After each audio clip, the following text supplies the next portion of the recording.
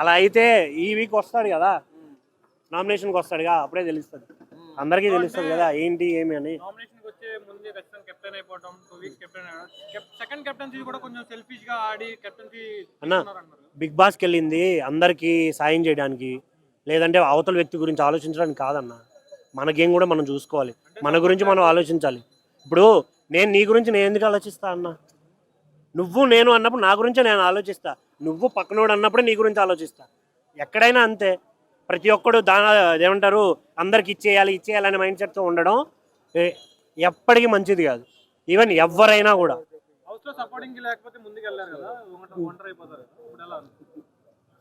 ఎందుకు ఒంటరి అవుతున్నాం? ఎందుకు వన్ థింగ్ అన్న, నీలా నువ్వు ఉన్నప్పుడు ఎందుకు ఒంటరి అవుతావు? ఇప్పుడు నీతో నీ ఫ్రెండ్స్, నీకంటూ ఫ్రెండ్స్ ఎవడో కూడా వస్తాడా? నీలా నువ్వు ఉన్నప్పుడు నీతో ఎవడో ఒకడు ఉంటాడా? అలా లేరు అంటేనే మనం ఏదో తప్పు చేస్తున్నాం.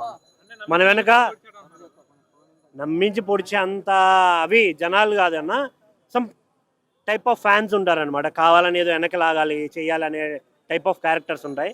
అవి చేసే ప్రయత్నాలు అయినా ఏం ఫరక్ పడదు. చెప్తున్నాగా, ఎందుకు 10 వారాల నుంచి రాలేదు, నెక్స్ట్ వీక్ నామినేషన్కి వస్తాడు, అట్లని ఓట్లు పడవా? అంటే బిగ్ బాస్లో గెలవాలంటే సింపతి ఒకటే కావాలా? గేమ్ వద్దా?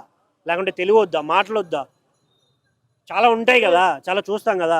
ఏదో పిఆర్లో లేకుంటే ఇంకెవరో డబ్బులు తీసుకునో లేకుంటే ఇంకేదో అన్న చేస్తారన్న, చేయాలి, తప్పేముంది దాంట్లో?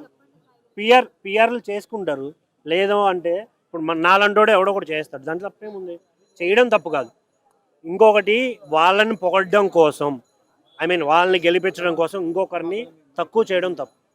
ఆ ఒక్క పాయింటే నేను మాట్లాడతాను. ఎందుకంటే నిన్ను నువ్వు పొగుడుకుంటే తప్పులేదు.